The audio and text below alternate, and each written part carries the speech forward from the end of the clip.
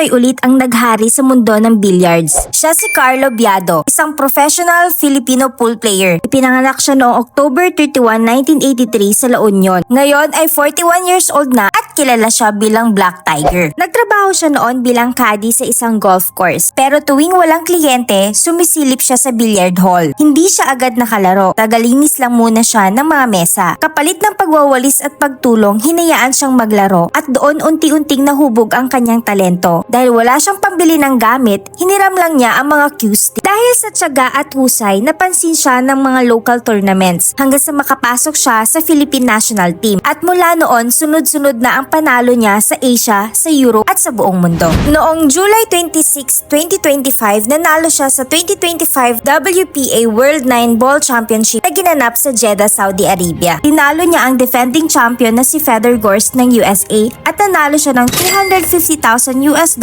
o mahigit 14.2 million pesos. Mula golf caddy, ngayon ay 2 beses ng world champion. Isang patunay na hindi hadlang ang kahirapan para abutin ang pangarap at kahit saan ka nagsimula, basta may tiyaga, pwede kang magtagumpay.